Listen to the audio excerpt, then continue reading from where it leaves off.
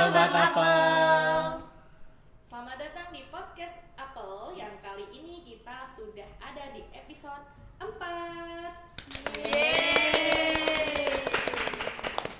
Nah, di depan kita ini udah ada teman-teman yang spesial dan cantik-cantik dan juga satu bapak guru ganteng, di mana teman-teman kita ini habis mengikuti lomba. Nah, kalau kata orang Indonesia, tak kenal maka tak sayang.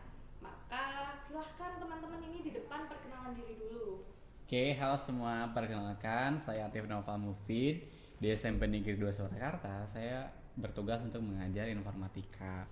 Namun dalam kesempatan kali ini saya dipercaya untuk membimbing anak-anak luar biasa di sini dalam kegiatan iSTEM Sisi 2025. Saya perkenalkan dari yang paling kanan. Halo semuanya, perkenalkan aku Alena dari kelas 8C. Halo semuanya, aku Vina dari kelas 8C. Hai semuanya, aku Kyo dari kelas 9E. Hai semuanya, aku Kanaya dari kelas 9E. Nah, teman-teman nih di sini kan udah berkenalan diri. Katanya teman-teman habis ikut lomba iSTEM Sisi. Kalau boleh tahu apa sih iSTEM Sisi itu? Oke, jadi iSTEM Sisi itu merupakan lomba singkatan dari Indonesia STEM Creativity Competition. Lomba ini merupakan lomba yang diselenggarakan oleh Universitas Pendidikan Indonesia, lomba tahunan ya yang diselenggarakan untuk peserta seluruh Indonesia. Pesertanya itu dari ada tingkat SD, SMP, SMA, mahasiswa bahkan sampai Bapak Ibu guru. Nah, apa sih lombanya? Intinya secara garis besar iSTEM Sisi itu adalah merupakan lomba untuk menyalurkan ide dan menyelesaikan masalah dengan pendekatan STEM. Dimana contohnya kemarin itu kita masalahnya itu ini ya, soal Mars. Jadi untuk teman-teman di sini itu temanya bagaimana cara hidup di Mars. Lalu karena hidup di Mars ini banyak ya tantangannya. Nah, gimana cara kita untuk membuat ide dan juga produk yang bisa menjawab masalah tersebut. Kalau saya pribadi, saya ikut Capstone Project. Saya berarti membuat pembelajaran yang bisa mengajarkan konsep tentang hidup di Mars. Kalau teman-teman di sini ikut apa kalian? Ikut Invention Invention Maker. Nah, Invention Maker kalian bikin apa kemarin?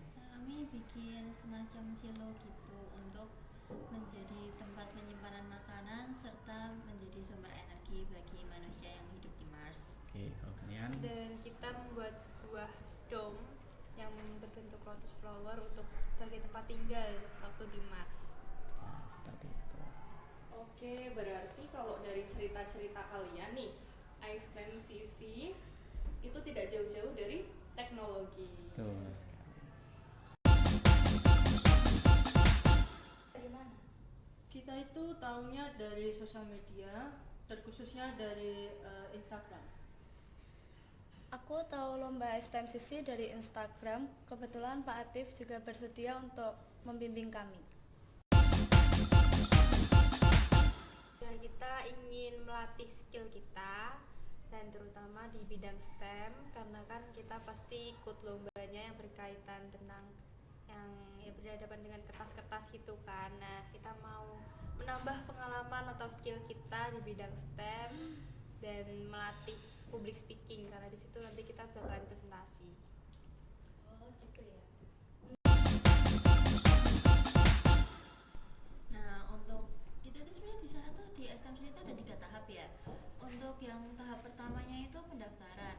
Nah, di pendaftaran ini kita tuh menuangkan ide-ide yang udah ada di otak gitu ke dalam blueprint. Nah, untuk tahap keduanya adalah kualifikasi.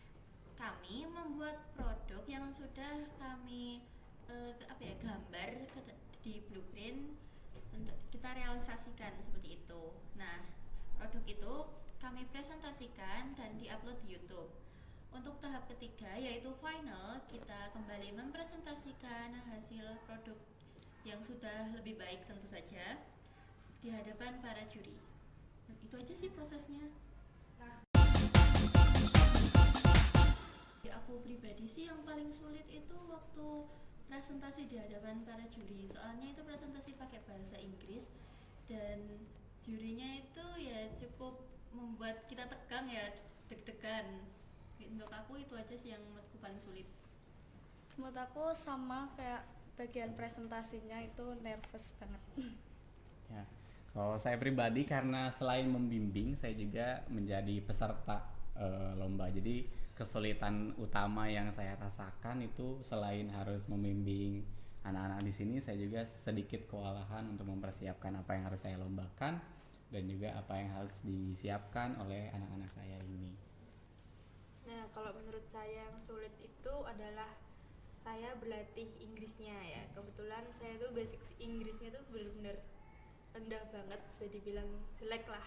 Nah, di situ kesulitannya itu kayak saya harus berlatih Inggris, apalagi presentasinya kan kita menggunakan bahasa Inggris. Nah, itu yang susah hafalan dan ya itu aja sih kesulitannya.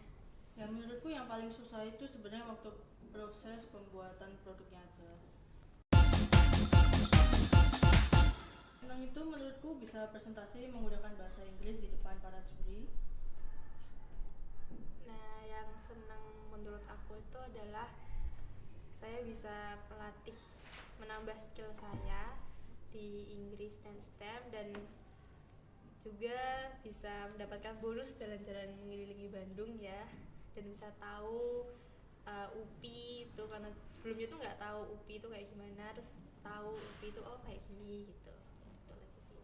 Oke, kalau saya pribadi yang membuat senang adalah ketika produk yang sudah kami rancang dan buat itu berhasil dan juga sesuai dengan apa yang kami rencanakan. Karena banyak sekali pengulangan, banyak sekali revisi dari ide awal sampai ide akhir, itu banyak sekali prosesnya. Lalu selain itu saya juga bisa menemani anak-anak saya ini untuk mengelilingi kota saya gitu ya, kota Bandung. Jadi bisa menjelaskan mengapa Bandung gitu ya, dan seberapa indahnya kota tersebut. Senangnya menurut aku dapat pengalaman baru gitu. Aku pribadi sih senangnya karena waktu lomba di UPI-nya tuh jadi ketemu teman-teman baru dari Bandung. Ada juga yang teman-teman baru yang waktu kita temuin pas berangkat dari Solo, dari SMP-SMP lain. Jadi sebenarnya di Bandungnya betul ya, banyak sekali pengalaman spesial yang kami rasakan. Entah itu dimana lumayan, meskipun kita rombongan tuh 20 orangan ya, kita 20 orangan ke Bandung naik bus. Tapi busnya lumayan luas, jadi karena busnya ukurannya besar dan di situ jadi lumayan nyaman. Lalu selain itu kita juga banyak menghabiskan waktu di sana dengan nyanyi real, lalu bercanda dan seperti itu. Lalu kebetulan di sana mungkin anak-anak di sini banyak sekali yang pertama kali ke Bandung ya. Dan ternyata yang membuat saya sana adalah ternyata meskipun perjalanan sangat melelahkan, kita pernah salah jalan lah, pernah masuk gang, meskipun bus masuk gang itu kayak aneh juga gitu. Nah tapi ketika sudah di sana tuh sangat senang gitu, senang karena cuacanya enak ya, cuacanya enak, dingin. Lalu Jam 12 itu masih dingin gitu ya. ya jam 12 siang ternyata masih merasakan dingin. Lalu banyaklah di sana kita latihan sampai sore. Kita ya berenang gitu. Sambil Latihan. Ya gitu. Jadi dirancangnya supaya nggak tegang. Tadi mungkin sudah dibicarakan juga bahwa susah banget menghafalnya, susah bahasa Inggrisnya, tapi supaya asik kita latihannya sambil asik-asik juga gitu ya, sambil nyantai gitu. Sebenarnya banyak yang diceritakan, mungkin bisa sampai 2 hari ya kalau misalnya nyeritain di sini. Jadi kayaknya segitu dulu ya. Mungkin kalau misalnya pengen apalagi bisa nanya-nanya ke kita untuk pengalaman yang lainnya gitu. Kalau saya sih orang Bandung, pasti Bandung ya. Kalian coba. aku pribadi kalau di Solo itu jam 12 udah panas. Jadi mending Bandung. Kalau aku sih ya tentu tetap Solo sih ya. Secara makanannya juga pasti kalau misalkan ke Bandung pasti juga kangen Solo gitu. Tapi ya ada positifnya juga sih di Bandung gitu. Kalau aku pilih Bandung, lebih seru aja sih sama di sana tuh. Aku pilih Solo. Kenapa? Karena Solo tuh banyak hal-hal yang tidak bisa aku temui di Bandung, orang-orangnya terutama. Oh, orang-orangnya. Kayaknya ada orang spesial di situ. Pada STMCC 2025 ini, tim kami mendapat juara 3. Dan puji Tuhannya tim kita juga mendapatkan special award yang akan maju ke STEM World di Bali. Oke, untuk saya pribadi bersama tim saya, rekan-rekan guru dari SMP 25 dan 26, sama kami juga mendapatkan juara 3. Ini beberapa contoh yang kami bawa. Ada sertifikat. Sertifikat ini atas nama yang Alena ya. Lalu ada juga medali, karena kita juara 3 jadi bronze. Yang special award kebetulan tidak terbawa ya. Iya. Ya, tapi ada yang special award juga ada. Oh ya, ini medalinya. Dan juga piala. Ini yang invention and maker. Ini Ini yang capstone. capstone. Begitu. Untuk kami ke Korea itu ya tentunya mendapat hasil yang terbaik. Mungkin ya bisa juara 1. Amin. Dan untuk yang ke Bali sih, siapapun yang maju nanti semoga bisa menghasilkan yang terbaik dan berprestasi membanggakan SMP Negeri 2 Surakarta. Berapapun juaranya itu, kalian tetap yang terbaik. Untuk Pak Atif sendiri nih, apa nih harapannya? Kalau saya pastinya bisa membimbing anak-anak saya dengan baik ya, karena luar biasa sekali, bisa sangat bangga bisa melihat anak-anak saya yang saya bimbing bisa mencapai ke level yang selanjutnya. Mungkin bisa dijelaskan sedikit ya bahwa meskipun Korea dan Bali ini sama-sama level internasional, yang membedakan adalah penyelenggaranya. Kalau yang ke Korea memang penyelenggaranya dari pemerintah Koreanya langsung, dari kementerian Koreanya. Kalau ini STEM World Bali ini organisasi swasta di Indonesia yang dilaksanakan di Bali, namun tetap partisipannya itu dari internasional.